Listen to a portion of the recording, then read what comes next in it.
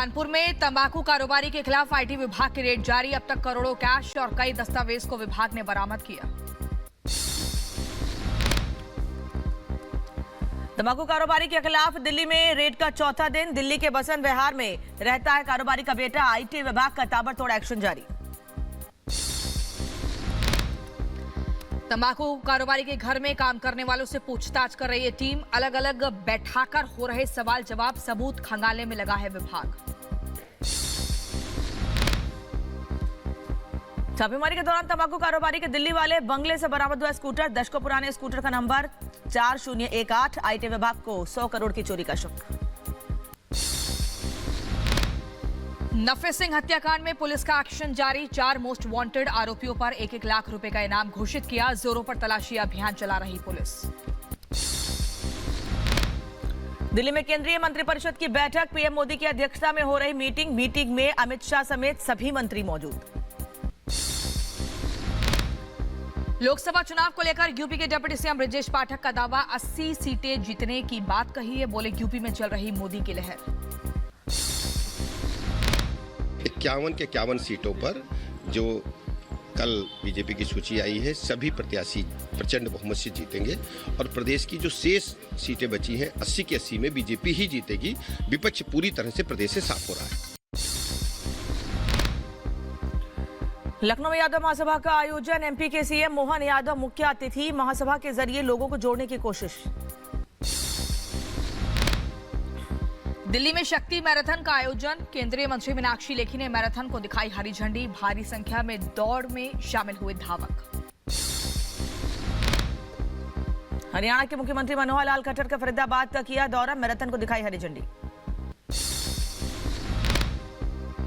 आगरा में हुआ मैराथन का आयोजन। बड़ी संख्या में दौड़े धावक। लोगों को बेहतर स्वास्थ्य के बारे में जानकारी दी गई।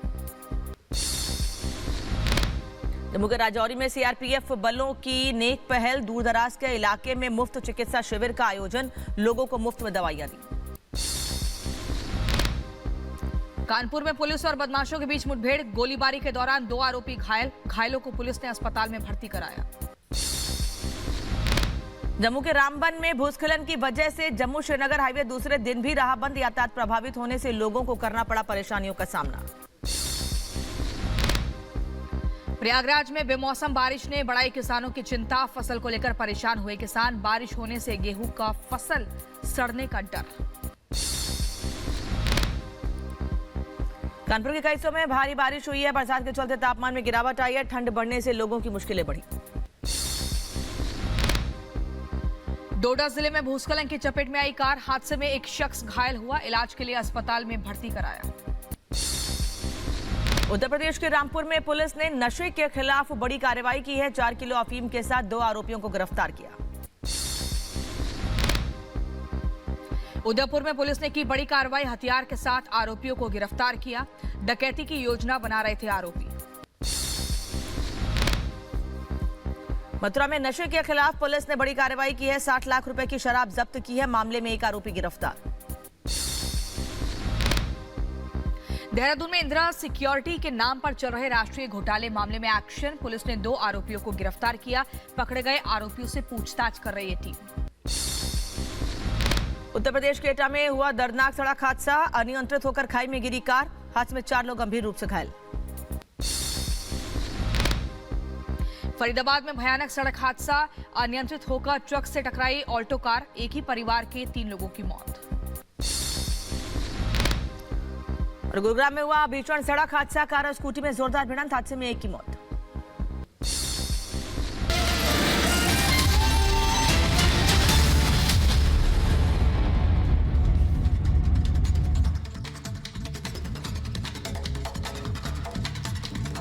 और खबरों में आगे बढ़ते हैं। बड़ी खबर आपको बता दें, राहुल के पाक प्रेम पर बीजेपी का पलटवार।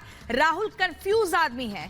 सुभाष यदुवंश भारत की पाकिस्तान से तुलना की गलत है। पाकिस्तान से बहुत आगे है भारत। 50 साल राज करने वाले कर रहे हैं बुराई। ये बड़ी खबर आपको बता रहे हैं। राहुल को कंफ्यूज बताया है और जिस तरह की वो बयानबाजी करते हैं, उन्हें खुद नहीं पता क्या बोल रहे। भारत की पाकिस्तान से तुलना गलत है। पाकिस्तान से बहुत आगे है भारत, और ये जो तुलना की गई है ये बेहद गलत है। 50 साल राज करने वाले बुराई कर रहे हैं। राहुल गांधी पर निशाना साधा गया। क्या कुछ का आपको सुनवाते हैं। जो है अशिक्षित और पूरी तरह से कंफ्यूज आदमी है। उनको कुछ खुद नहीं पता कहाँ क्या बोलना है। उनको ज़्यादा रोजगार दिख रहा है बांग्लादेश और पाकिस्तान में, तो वहीं चले जाएं। दूसरी चीज़ आप ये समझिए कि उनको उनके वो लोग जो 50-60 साल तक इस देश पर शासन किए, उनके समय में बेरोजगारी चरम पर पहुंच गई और उनके घर में हर आदमी अरबपति और रोजगार वाला हो गया। और पूरे देश की जनता और नौजवानों को बेरोजगार करने का काम अगर किसी ने किया तो कांग्रेस ने किया है। तो बीजेपी लगातार राहुल गांधी के बयान पर हमलावर हो रही है। दरअसल आपको बता दें कि राहुल गांधी ने अपने बयान में कहा क्या था। राहुल गांधी ने कहा था कि पाकिस्तान और बांग्लादेश से ज्यादा बेरोजगारी भारत में है। सुनिए जरा। 40 साल से सबसे ज्यादा बेरोजगारी आज है। आपको मालूम है कि हिंदुस्तान में पाकिस्तान से दुगनी बेरोजगारी है। यहां पे 23% है युवाओं की, वहां पे 12%। तो तकरीबन दुगनी बेरोजगारी हिंदुस्तान में है। बांग्लादेश से ज्यादा है, भूटान से ज्यादा है। क्यों? क्योंकि नरेंद्र मोदी जी ने जो छोटे उद्योग हैं, छोटे व्यापारी हैं, छोटे बिजनेसेस हैं, उन सब को खत्म कर दिया। कैसे? जीएसटी और नोटबंदी से। बढ़ते हैं आगे। पाकिस्तान में वोटिंग को लेकर लगातार जो स्थितियां सामने आई हैं, काउंटिंग खत्म हो गई है। 3 हफ्ते से ज्यादा का समय गुजर चुका है, लेकिन अभी तक पाकिस्तान की सत्ता की चाबी किसके हाथ में होगी, स्थिति साफ नहीं है। इस बात का फैसला नहीं हो सका है, लेकिन आज ये तय हो जाएगा कि पाकिस्तान का अगला वजीर आजम कौन होगा। रिपोर्ट देखिए।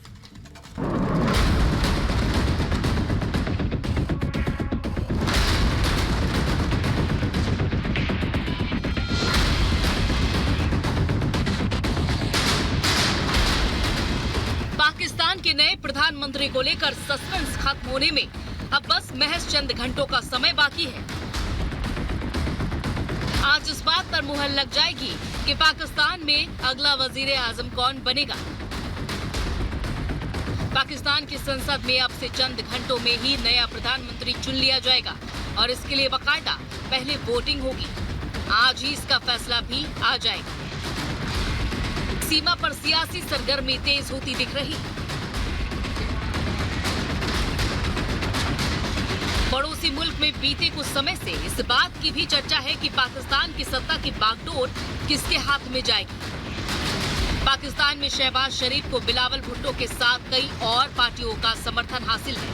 नवाज और आसिफ अली जरदारी ने मिलकर एक गठबंधन तैयार किया है और इस गठबंधन